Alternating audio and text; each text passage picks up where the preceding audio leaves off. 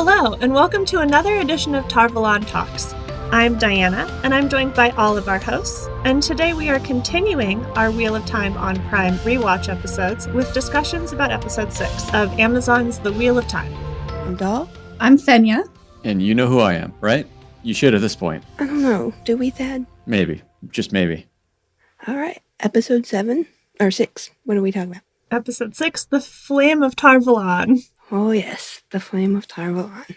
Quite the flame indeed. Should we start with the cold open? With young Swan, whose first line of dialogue is a fish pun, just starting strong on the Swan characterization.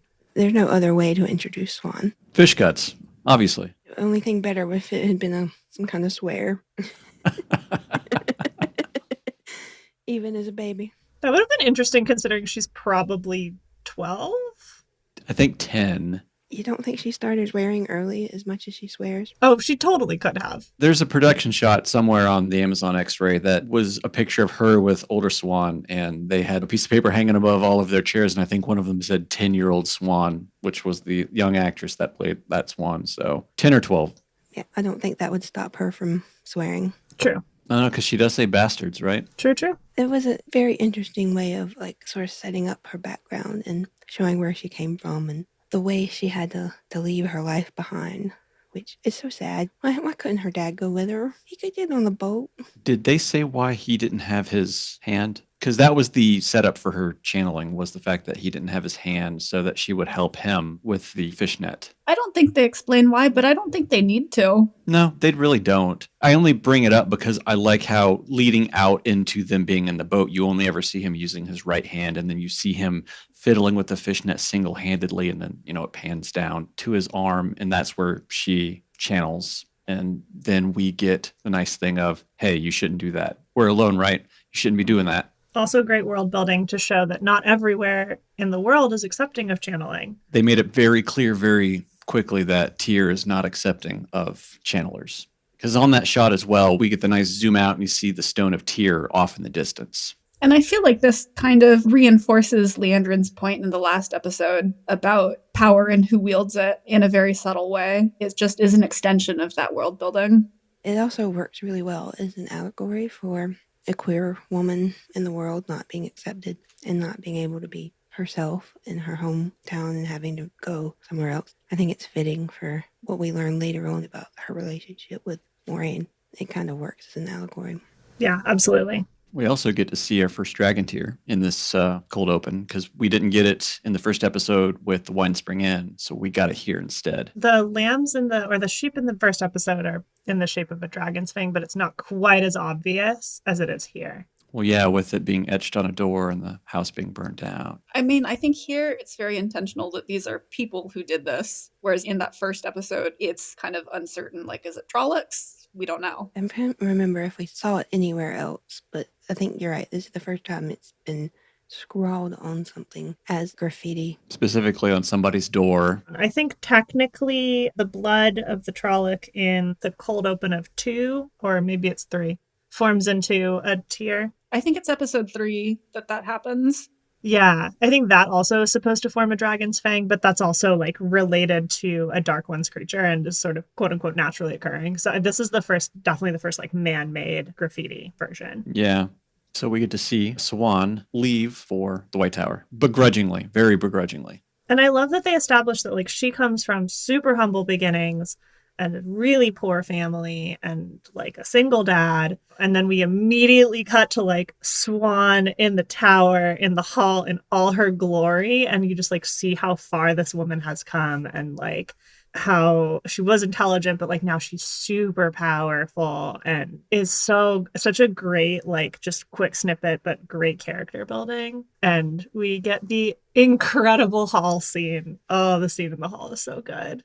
And Sophie Okonedo does a fantastic job at Swan. I love her as Swan. She's so perfect. Everyone in this scene is acting their hearts out. I liked how when they pulled Logain in for his trial, quote unquote trial, particularly goes into a very assertive would probably be the wrong word, but he goes into a very aggressive mode, calling out all of the sisters and how they're nothing outside of the tower, basically, because he has been gentled at this point. Swan makes note that he's been gentled, and she's like, your tricks to get me to just kill you are not going to work here. And then he immediately breaks down and he's like, please just end it. And this goes back to a previous conversation in another episode where Tom is talking to Rand about his nephew Owen, about how once he was gentle, he lost all purpose in living and just ended it. And Logain wants that here, and they won't give it to him. I have more I could say about that, but it's a little spoilery, so I'm going to hold off on it.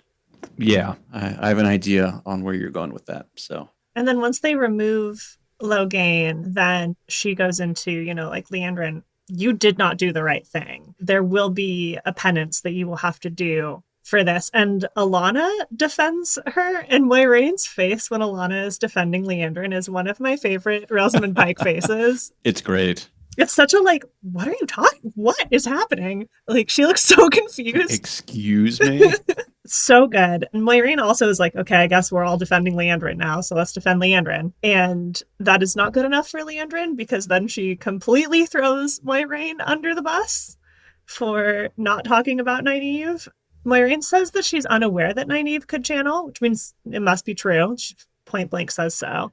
This is my first question for this episode, because how is that possible? I think that that's Moiraine skirting the truth. She doesn't know Nynaeve can channel because she hasn't seen her channel. She suspects that she can channel because she can feel how powerful she is. But she doesn't say that she doesn't know. She says she's unaware. If she is unaware that she can channel, it'd be one thing to be like, I didn't know that she could channel. But to say I'm unaware when she knows that Nynaeve can listen to the wind and Egwene can also listen to the wind, and she must think because Egwene can listen to the wind, Egwene can channel. It's just a weird dialogue choice.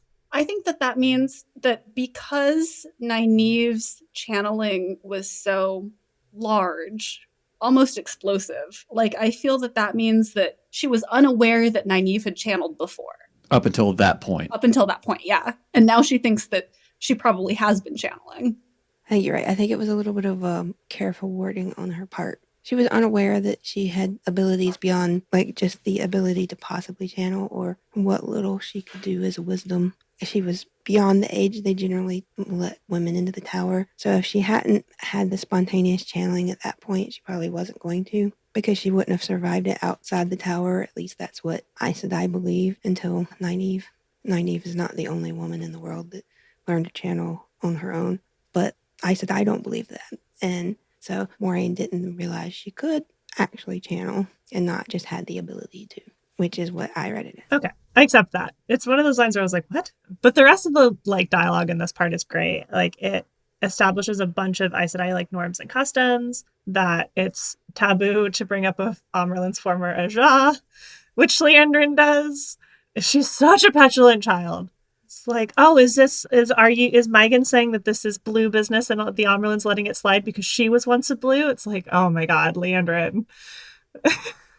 I almost feel like that this is like speculative fan fiction written by somebody, because if that went down in the tower in the books, they would have just smacked the shit out of her. She was completely out of line in that. Yeah, she would definitely have gone to the Mistress of Novices for paddling for sure. Can you imagine if Shiram had heard her say something like that? She wouldn't have been able to sit for a month. Swan also brings up Moiraine's background as a way of shaming her, and does a really good job of establishing that, like, bringing up an Aes Sedai's background is super shameful too and should not be done, especially if that Aes Sedai is very rich and powerful and from a former noble family. That was Swan that did that, right? Yeah, to shame Moiraine when Moiraine refuses to tell her why Moiraine was gone for so long. And then Moiraine just bowing down and scraping the floor. Yeah, just everything in that scene. So good. The dynamic of that whole relationship, we can talk about it when we get to the next scene, when they're alone. But there's so much between, like, the power dynamic of the Amyrlin and an Aes Sedai, and then what happens when they're behind closed doors. Yeah, so once the hall gets released after that, I love how they're all standing outside the halls, just kind of throwing insults at each other like a bunch of high schoolers. Like the cafeteria throwdown in the High School Musical. Mm-hmm. Yeah.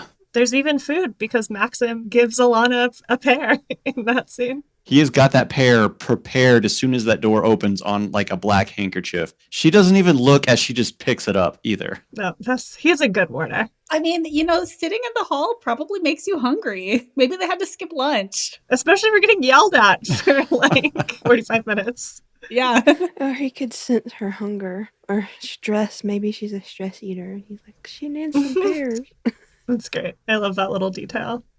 So moving on from there, we've got our next great scene of going to Matt and Rand at the inn. And as I mentioned in last episode, we have Basil Gill here in Tarvalon instead of in Camelin, where he's at in the books, which just kind of merges all that together. But Moiraine had figured out that the boys were already in the city, so she was going to pay her a visit, which is, it's got one of my favorite scenes in the entire episode. Well, two scenes it's the same scene, but 2 points in the same scene. And you guys probably know where I'm going with this, but they walk in, they exchange pleasantries, but Rand doesn't recognize Lan, and Lan, like, legitimately is just like, hey man, where's my hello? Yeah, I think he says something along the lines of like, it's good to see you too. It's so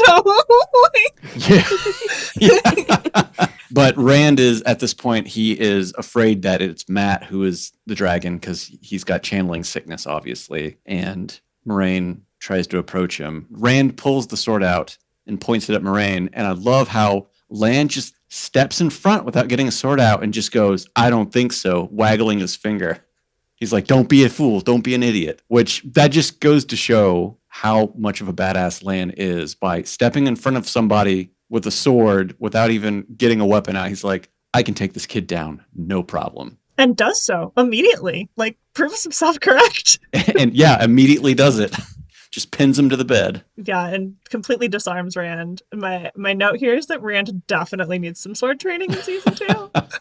Because he's not going to last very long if he has to be in battles, if that's how good he can use a sword. I mean, to be fair, like, he is a sheep herder. Yeah. He is indeed. Bless his heart, he tries. Give him a bow staff. Give him a long bow. But we get to see some very weird stuff with the knife. So Moiraine sees the knife and immediately knows that it was from Shadar Logoth because she calls Matt out. She's just like, you idiot child. Oh, you stupid boy. Yeah, you stupid boy. It's nice to hear someone express my feelings. The way that she channels the, what's the best way to describe that? The darkness, The darkness inside Matt, I think, is the term that she uses. Yeah, she channels the corruption out of him in the weirdest way to me possible. Like, I don't understand why they showed it the way they did, I guess. It just seemed very odd. I like it. To me, it looks a little bit like the parasite from Venom, that it's like being extracted from one host and has now found this stronger host and so tries to go inside of her. Because it comes out of Matt's mouth and then tries to go into her mouth and like she keeps her mouth closed. I thought it was a very, very cool visual. I do like how it rides the weave. I can never remember which one's which. It's not Mosh and Shin. No, it's Mashadar. It's Mashadar. I mean, like, it sort of mirrors the way Mashadar moves. I mean, it is Mashadar, and it's creepy, but it also looks like it goes into Moiraine. It attaches to her mouth, but she never opens her mouth so it doesn't go in, and then she stuffs it back into the dagger, drops it, Lan picks it up, and we don't see it again for a while. I don't know. I think I'm with you, Thad, but it kind of was a weird way of expressing or visualizing how it tries to attack someone else. It was just a little odd. Because she didn't touch the knife, so it technically shouldn't have gone to her. Yeah. That's the way I view it, because she's floating the knife in her palm, and she pulls it out, rides the weave up to her mouth, like covers her face mostly, then rides the weave off back into the dagger, and she just drops the dagger. And it was like, okay, all right, sure. Visually, it looks cool, but I don't think it worked. I don't remember how they separated him from the dagger in the books, because it took more than one Aes Sedai. Oh, it took like 6 of them. Yeah, I think it's almost a full circle. And it takes forever. Yeah, and it's like a full day of channeling. This is one of my spoilery notes is like, is he fully healed? My gut says no, considering a scene that we see later on. So That is also what my gut says. Yep. we'll get there when we get there, though. So after that scene, we have Rand talking with Moiraine out on the veranda, and it was kind of like, hey, good to see you again. Thanks for your help.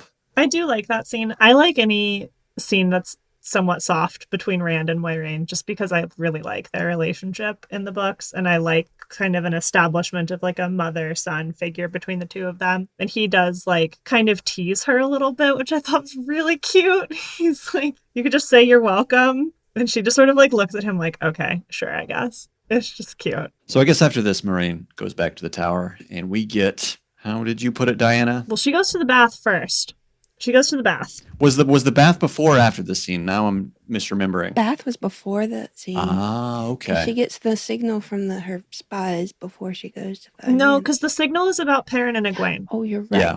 So the bath is after Rand. Okay, and it's before Parent. Okay. Yeah, it's before Perrin. The bath scene is great. Respectful female nudity, like great. Love to see it. And this scene is also doing a lot of foreshadowing work for stuff that's going to happen in episodes 8 and presumably stuff that's going to happen in season 2 as well, with the ships vanishing off the coast and Megan also being like, you need to stay in the tower now. Like this scene is a very quiet scene that is quietly doing like a lot of plot lifting, which I really, really liked. What else did she mention outside of the ships disappearing off the west coast? I think she mentioned 2 or 3 things. It's Aiel have been spotted this sign of the spine. Ships have been disappearing off the west, and Trollocs have attacked the 2 rivers. Were the 3 things.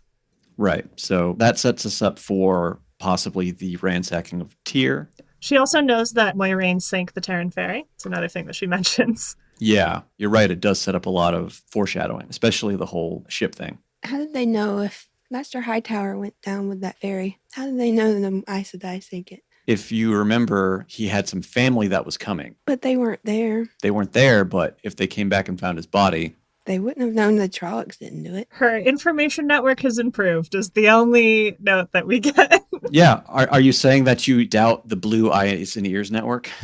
I think that was an overproduction. Don't the Blues also, you know what, I could be totally misremembering something. I thought they also get some of their information network from animals, but now I'm thinking that I'm equating 2 separate things. I think you're thinking of the pigeons they use as messengers. I definitely am. Yes, you're correct. But the pigeons themselves are not the spies. That is very true. I was like, maybe a little rodent toad. They're not ravens after all. That's fair. That's fair.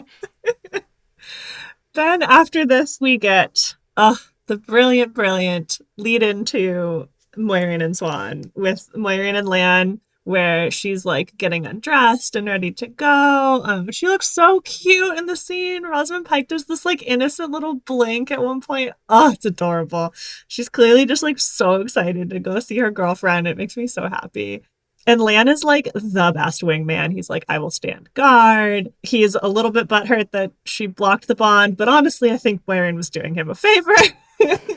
Is this a TV exclusive thing? I don't ever remember the Bond getting masked specifically in the books. There's definitely Bond masking in the books. I'm like, I really cannot remember off the top of my head. Rand does it. Rand definitely masks some of his Bonds.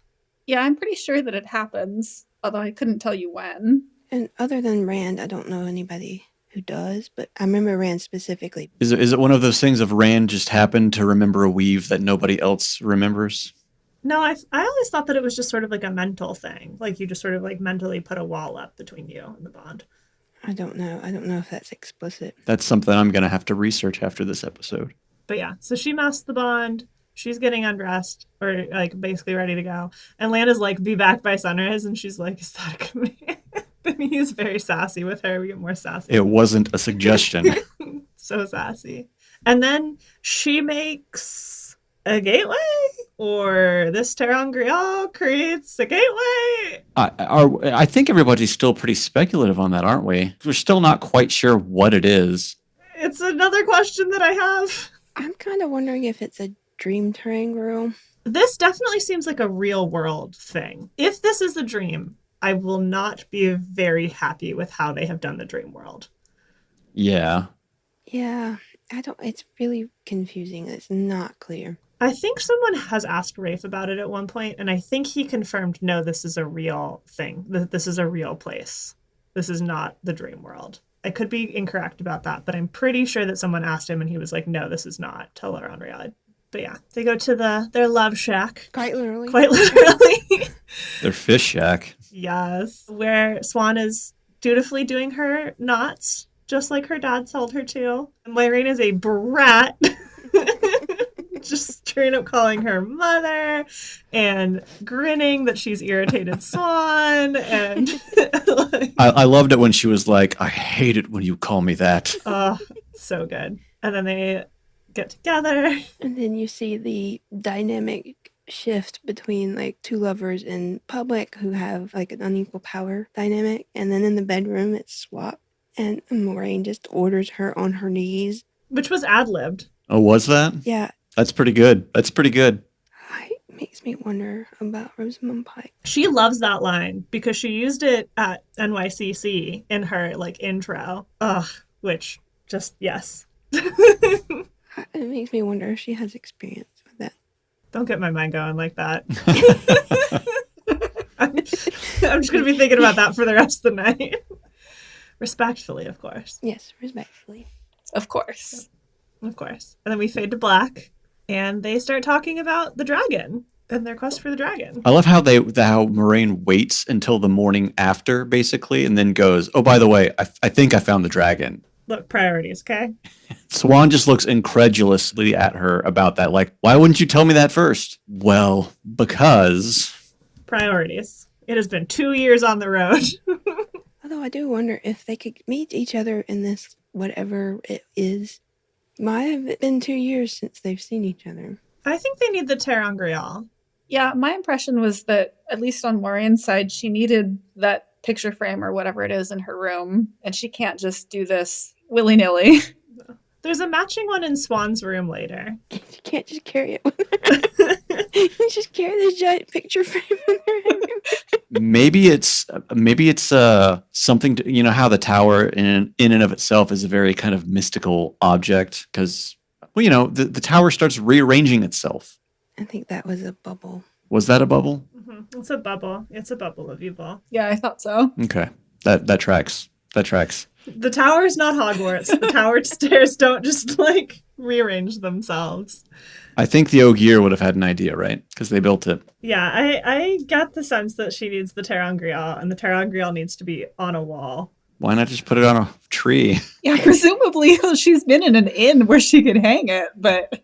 Right? It would be awkward to carry a picture frame around on a horse. I have a feeling that this is going to be one of those things of when it gets revealed what it is. It's kind of like a one-liner that they pulled out of a book or out of the, you know, somewhere that someone mentioned one time in passing, and they've used that like they did with the whole parents' wife thing.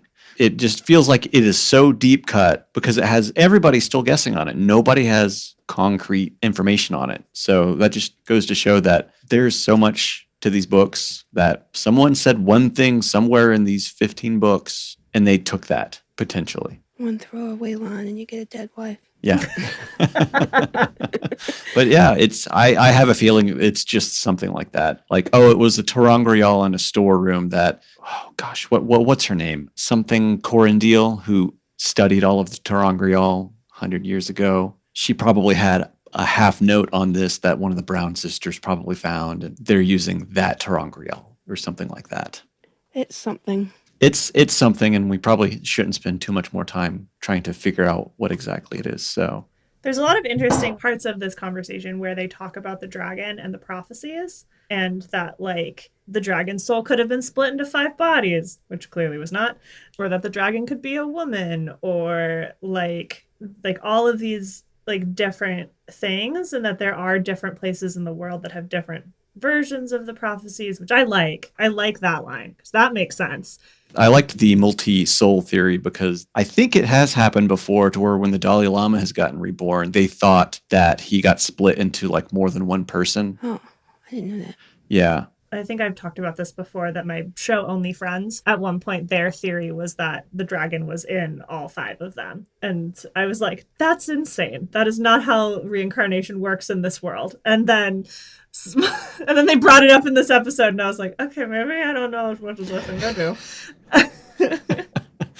I do wish they had talked a little bit more concretely about the prophecies in this, and like specifically the prophecy that they hear from Gitara. But that's okay. It is interesting that Swan brings up that she keeps seeing the Dark One at the eye of the world and that he's weak. I am very curious if this is a fake dream that is being given to her by Ishamael. I'm absolutely sure it is. Well, Aes Sedai unconsciously shield their dreams, so it's probably not that. I thought they consciously shield them. It's kind of you have to learn how to do it first, and then it's unconscious, using a spirit weave to shield your dreams. Do they all do that? That's a good question, too, because it is specifically brought up in the book that once you learn how to do it, you just kind of unconsciously do it after that. Yeah, I thought it was something that Egwene learned from the wise ones. Was that what it was? Yeah, I think it's the wise ones shield their dreams. Yeah, because the Aes Sedai don't know anything about the world of dreams. I'm just getting a lot of stuff wrong this episode. No, it's all good. Boom, baby. There's a lot of these books. If that should show you anything right there, there's a lot to these books. So yeah, I could totally see Aes Sedai shielding their dreams, but Ishamael being able to get past that because he's stronger. And he is, like, in particular, the father of lies, and we've seen him manipulate the boys, like, all of their dreams before. So at first I was like, why is Swan seeing the Dark One at the eye of the world? That's so weird. And then I was like, oh, it's obviously like a fake dream that Ishamael is giving her to try and like tempt her there. Baiting him. Yeah. Totally works. Works 100%. Yeah, I'm 100% sure you're right about that. I mean, and to be fair, it works. It did. And I can't remember because it's been a while since I watched it. I feel like somehow that came up later in episode 8, but maybe it was just a connection I made at that point. It was like something there was a look in his eye, like, I gotcha. It could have been in his conversation with Moiraine that he has. Moving on from that, we do have in our next scene, Moiraine had mentioned that she found basically the strongest channeler in 1,000 years. So then our next scene is our strongest channeler in 1,000 years and Egwene meeting Swan. Leading up to them meeting Swan, it's Nynaeve and Egwene get reunited in the hall for the first time since they had been separated too. That's important to bring up. It is important, yeah, because Egwene thought Nynaeve was dead up until that point. And Nynaeve says, so did the Trolloc. Yeah, so did the Trolloc that took me. So good. This also is one of my other favorite Moiraine lines. There's so many good ones in this episode. Swan Sanche waits for one woman and it's not you. It's like, gives us a lot of insight into their sex life. So good. Also the way she's like strutting around like this morning after, I'm like, yes, Moiraine, you're feeling yourself and I am proud of you. I love those shoulder pads that she has on her blue outfit. Her non-traveling outfit is so pretty. I love it. So, yeah, they go off to meet, and I love it because Nynaeve is just immediately aggressive to Swan. Just immediately. Like, I'm not having any of this. In fact, she even says, all right, you've done enough blowing smoke up our ass. What do you want? It reminds me of the way, like, two female cats, like, when they meet each other, they're immediately, like, hiss and spit, and I'm the queen of this pack, you know? And that's what it felt like. It's understandable because Nynaeve has this history with the Aes Sedai thanks to her mentor, or thinks she has this history. So her unhappiness at being there and the whole situation it makes sense that she'd be a little prickly. A little prickly. That's like saying a cactus is a little prickly. I do like my understatement. What can I say? And then you get Egwene who just wants to be, I believe Diane's phrase is the pick me girl, and she's just so ready to be like the best Aes Sedai she can, and then she learns that Nynaeve's even more powerful than her, and she's like, what? It's the funniest moment. There's a great other pick-me girl moment that I only caught this time around. Before, when Moiraine is meeting Egwene and Perrin, the Yellow Sisters, where Perrin is getting healed, when Egwene hands her back the rings, she like very fiercely is like, Eminvalda won't hurt any more of your sisters, and is like, look at me, I'm so powerful. And Moiraine just gives her this look, and then she like shrinks immediately. It's really cute. She's like, look at me, I'm so fierce. Oh, wait, right. Okay, I'm just a child, and you are, like, very much an adult. It's great. It's a pretty good one. Yeah, like, you just handed me the rings of my dead sisters, and you want me to be proud of that. Validation. She was seeking validation, and she didn't get it. She's seeking validation, and that was more of a moment of, you're handing me proof that my sisters are dead. Like, I'm not going to immediately validate your ego. She does get her validation from Swan in the end, though. Egwene just has a little bit of growing up to do. She'll get there. She will. A little bit. There's that understatement again. There will be much growth in future seasons. Right? Much growth. We will not always be happy to see it. So, how much do you think Nynaeve called Swan Swan since she gave her permission for that day to call her Swan? All the time. I would imagine for the rest of Yes. Nynaeve's life. Yep.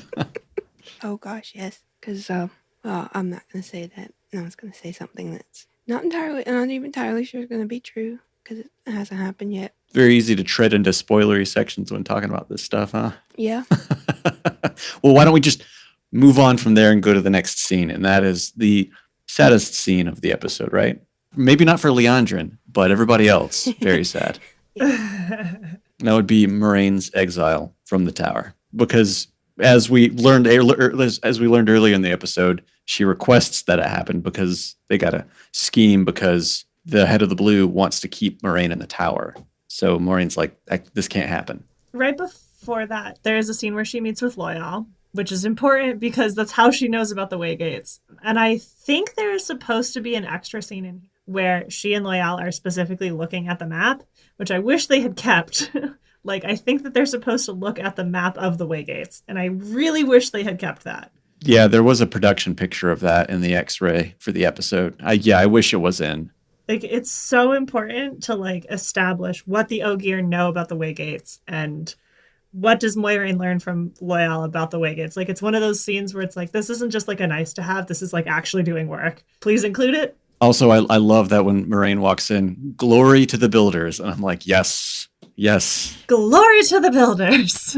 But she sounds so harried. She's, like, trying to be polite. But she's also like, I'm in a hurry. Like, let's move it along. So hasty. Yeah, it's so great. But yes, her exile. It's very notable that she does not swear to the Amerlin seat. I have to wonder, doesn't anyone else, like, wonder about that? They have to. Yeah, like, why is Moiraine swearing directly to Swan when everyone knows that they're, like, sworn enemies? It's so strange. I mean, I'm sure they did, but they weren't going to say it out loud. Yeah, that's kind of what I think. I wonder if that's going to be explored at all. Because surely it gives someone somewhere some hint that, like, maybe they're not, you know, maybe they're scheming together. Also, like, that scene is low-key a wedding. It is low-key a wedding. Absolutely a wedding. Right. We see Moiraine crying because, she's getting exiled. But at the same time, when they keep cutting the camera back to Swan, you see her tearing up as well. So it's like, how are the members of the Hall taking this? Are they seeing this unfold and be like, oh, she's swearing to Swan Sanche and Swan is crying? Is what's going on here? Yeah, because, like, the Reds sit immediately to the Amerlin's left, I think. So, like, the Red Sitters are close enough to see all of this emotional shenanigans going on. Like, yeah, I also am always like, I do feel like you guys have blown your cover. But maybe at that point they figure they're so close. They found the dragon. Like, they're so close to getting him to the eye of the world. Like, they kind of don't care. But I agree. Another one of my questions is, like, how is this going? This is going to have repercussions. What are the repercussions going to be? They do a great job, though, of really hammering in the point of exile once all the sisters in the hall start turning around. Yeah. And then you see Alana like that last. Alana looks so upset. And then everybody immediately outside the doors when they open also know to turn around. Like, word gets out pretty fast, apparently. I'm sure they could hear. That's true. Well, I was assuming that the people outside could see in the hall that everyone was turned, and so they know that they themselves have to turn. Oh, that's a very astute observation that I did not even consider. Yeah, and they know what that means. Yeah. It's also not like those walls are not exactly soundproof. I think it's masoned marble, so yeah. I mean, it might be, but not for Isodyne. True. Very true. You would think that they would have some kind of anti-eavesdropping wards up, though. Right? Yeah. They don't even have railings in the hall. Who needs railings, though? Like, oh my god. Like, the hall is beautiful, but that pan up, like, those hallways makes me so nervous. There's no railings above them. Well, I mean, the hall or the White Tower itself is what, over 3,000 years old? So OSHA standards have changed since the days it was built. There's no ADA requirements. No OSHA. No OSHA. I love that out of everybody that was turning around, like Leandrin was one of the last people to turn outside of Alana because everybody else turned around. And you know, I like to think that Leandrin was just smugly just looking at Moraine, just being like, that's right. That's right. Just soaking it in. Leandrin was enjoying her win. Yeah. Yeah. And then Alana's just like, I'm sorry. Lana looked so upset. She really does. I know. She didn't want to, but she had to. And then she rides out with Lan to the Waygate, and there's all the kids. And Rand and Matt see Nynaeve for the first time, and they're like, oh my god, you're alive. No, wait, they knew she was alive. It was a Queen and Perrin that they hadn't seen. Mm-hmm. I think Perrin at that point is the only one who doesn't know. Yeah, had that backwards. Wrong group. They already knew, and Perrin hadn't known.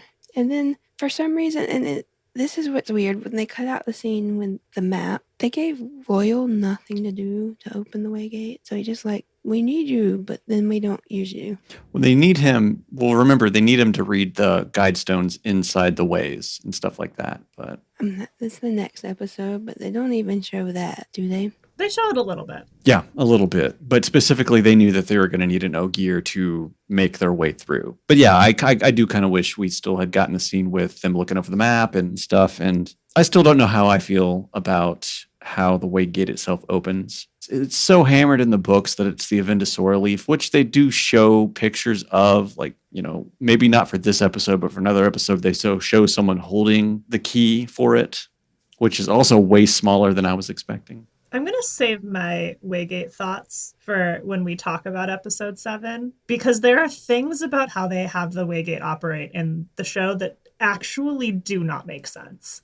And yeah, I agree with you guys. That extra scene with Loyal, if he had been like, there is a key, it's a leaf, or you can channel, but don't channel inside. And so like look for the leaf inside, or something, like some little extra explanation would have really gone a long way. But I will save my the Waygate in the show makes no sense rant for when we do more with it. I do love how they had the entire party meet up at the Waygate, them not knowing what the Waygate is. And then we kind of get the spiel of, hey, we got to go to the Eye of the World and do our deed. And we have to go through these nasty, nasty ways using Loyal. And everyone's just like, what? Matt even says, is it too late to change my mind? Which apparently not. Apparently not, Matt. You can change your mind at any time. Yeah. That line would have been funny if they hadn't had to change it. Because everybody goes through the Waygate. And they stand on the other side and awkwardly scream, Matt, Matt, Matt. Well, he just stands there not looking at them. I have a feeling they took the Matt shots and then they just reshot like that end. I have a feeling they did that when they came back from the COVID break.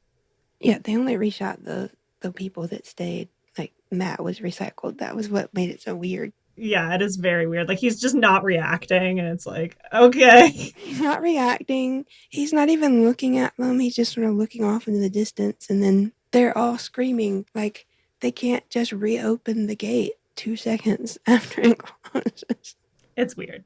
Well, see, if we would have had that extra context of you can't channel inside the ways, that would have held a little bit more weight to, that scene, but we don't get that.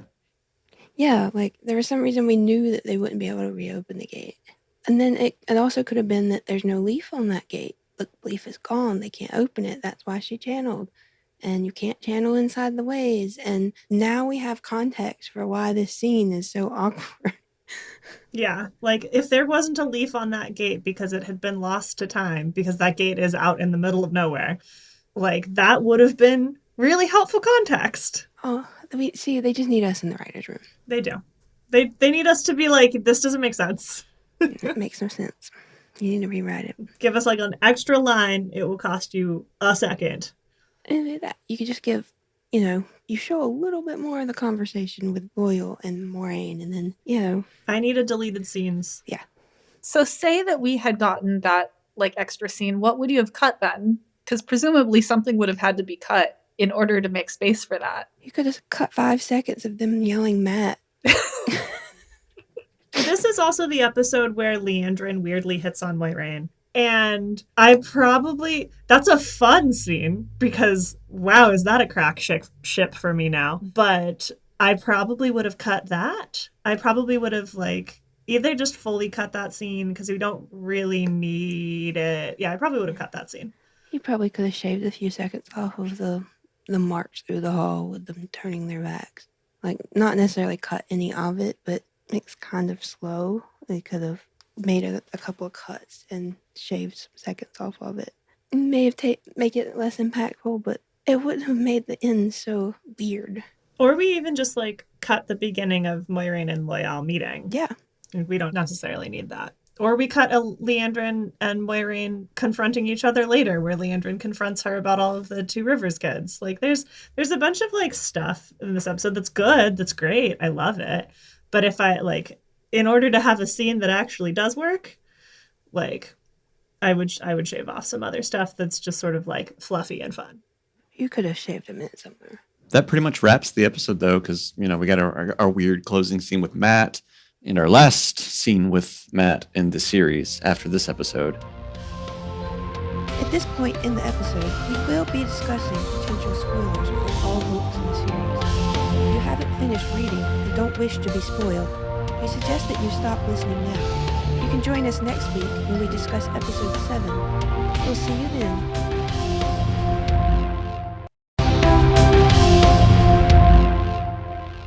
Was there any spoiler stuff in the episode that we wanted to expound upon? There's a lot of spoiler stuff going on here in this episode.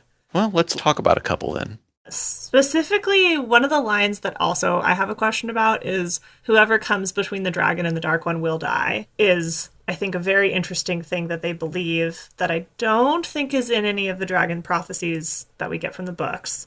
No, it's I feel like it's another one of those, they're operating on misinformation or misinterpretation of it.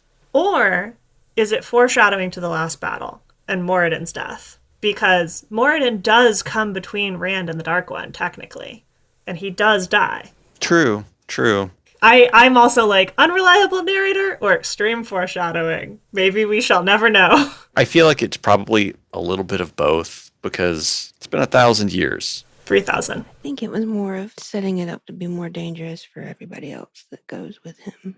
Right, because, you know, a specific thing that happens in episode 8 ends the season on a cliffhanger that we're going to explore in season 2. And that could be the whole getting in between that they were talking about. But she doesn't get in between Rand and the Dark One. She gets in between Rand and Ishamael. Stakes are significantly lower. Well, they think Ishamael is the Dark One. They think he's the Dark One at that point, and he's led them to believe that. Yeah. So I think it's interesting. Also, Egwene seeing the Amerlin seat, looking at it, her future Amerlin. Did she ever actually get to sit in it in the books? Yes, very briefly after the Shan attack. Oh, yeah. Not very long. Not very long. I think, like, literally a matter of weeks. Yeah. Okay. Not gonna cry. I guess the other one we could probably talk about is the foreshadowing done in the bath scene with the ships disappearing off the West Coast. Because as we see at the end of the season, our fabled antagonists start to show up. Yes. So Megan has been cast for season 2. That same actress is coming back as Megan. She is definitely going to be collared in season 2. I think there is like zero doubt in anybody's mind that is exactly what is going to happen to her, sadly. Did she get collared in the books? I don't think so. I don't think she's one of the ones. Is she the head of the Blue Ajah? Yes. So that's going to be tough for them. There was something, I mentioned it earlier, and I should have made a note of it. I said I was going to talk about my thoughts about it because I was about to say something spoilery, and now I don't remember what it was. Oh, I was going to talk about Nynaeve. I was going to say that's possibly the last time she sees Swan as the Amerlin seat. Depending on how they play things out, she may never come back to the tower before Swan is not. So, yeah, probably. Yeah. No, because so we know Nynaeve goes to the tower in season 2 because we see her training with the warders there. And Swan is definitely still Amerlin in season 2 because we've seen her in her Amerlin gear in the teaser. but she may not be in the tower, and so she may not see her. Yeah, it did look like she was traveling somewhere. There's a possibility she won't ever call her Amelin because she won't see her again until she's no longer Amelin, which is hilarious to me. It's funny. I wonder if Swan's going to be present for Nynaeve's accepted test, which we'll get in season 2. Don't know. She wasn't in the books because it was Shiriam that was there with just a bunch of unnamed. I think there was probably a named sister, but a majority of them were unnamed. Didn't they put her through it almost immediately? Yes. I think the only other question I have in this episode is I actually do not like that they have the oath rod in this episode and that Moiraine swears on it at all. It's such a big deal that people are made to swear to the Amyrlin on the oath rod later in the book series. And considering the number of really minute things about Tower customs that they get correct, it's so weird to me that they were like, this is the one that we are just going to totally ignore. And I know it's probably inconsequential for the larger plot of the show, but it just it really bothered me. And the oath rod looks great. They did a great job with it. It looks super cool. I didn't need to see it this season. We could have saved it. And really, as much as I love that scene, it bothers me. You don't think it's a sign of the severity of what Swan and Moiraine are doing? Or what Swan is telling Moiraine to do? No, because you don't need the oath rod. If you swear, because you have already sworn the 3 oaths, you cannot lie. And so when you swear to somebody, having sworn the 3 oaths, then that is binding without the additional need for the oath rod. Yeah, that's true. Well, I mean, in the TV show, have they even mentioned that the oath rod is required for full sisters? They talk about the oaths. They talk about the oaths, and then we see the oath rod. So, if you're paying attention, you can make the connection. Did they actually call it the oath rod? They called it the oath rod. Okay. I couldn't remember. But yeah, in episode 4, they do talk about taking the oaths. Moiraine probably says something like that to Egwene even earlier, but never that there is an oath rod that they swear on when they're made full sisters, like it is in the books. So... Oh yeah, she made Egwene learn all 3 of the oaths, exactly how they're spoken in episode 2. And then it was repeated again later with Valda, not precisely, but the fact that they are sworn and bound by the oaths to never tell a lie. I don't know though. So I don't think that saying I swear to not come back means that you will never go back. It means that you think in that moment that you won't. But I think there would be ways of getting around it. Oh, yeah, they skirt the truth all the time, so she'll figure a way around it easily. Yeah. Well, but specifically to DIanna's point about not needing to swear on the oath rod, if she hadn't sworn on the oath rod, I think just saying I swear to not come back is plenty of ways to get around that. I think she still can get around it, but I think it will be a little more difficult. No, because at that point, if you say, I believe the wording of the oath was, I swear to not return until called back by the Amyrlin seat or something like that. Swan Sanche. Well, that's what Moiraine says. But what Swan initially asks her to swear. If you say that, you're not like, oh, I think I'll follow this now, but in the future I won't. You've sworn that. You've sworn you will not come back until you are called. And your body will be compelled to follow that oath because of the 3 oaths already. It's the same way that, when they're trying to get the women to say, what was it? The people that were hunting the Dark Friends were, trying to get one of the Aes Sedai to say something, and she truly believed that it was true and could not force herself to say it because she did not believe it was true. If I swore this, it doesn't matter if I believe I won't in the future, I might change my mind. That by saying that, she has now physically bound herself to always abiding by that, because at that point it would have broken truth she had sworn to tell.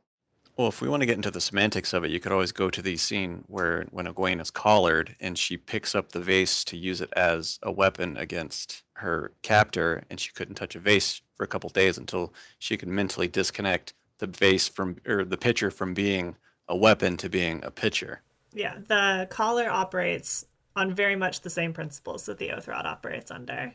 So, and there are probably plots that will at least somewhat get cut, but there are multiple plots in the later book series that are dependent on people swearing on the oath rod and how the oath rod is used and whether or not people can even swear to the Amerlin, that I was like, this feels so incorrect. It was like probably the only time before episode 8 that I was like, oh my god, this is so wrong. This is like actually really wrong, and I don't know how this made it into the show.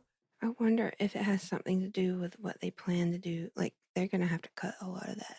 So in order to shorten it, they had to show it earlier so that it's already established what they can and cannot do with the oath rod. I don't know. Yeah, we'll see. Maybe they will justify it, but for the moment, I'm like, I don't like it. Thank you very much for listening to our discussion of Amazon's Wheel of Time Season 1, Episode 6. If you have any questions or topics you'd like us to talk about, feel free to send us an email to producertvt@gmail.com, or you can join us on tarvalon.net. In our general forums, we have a special thread called Tarvalon Talks pinned at the top of the page. You can also chat with us on tarvalon.net's Discord server in the Tarvalon Talks Discord channel. See you next time!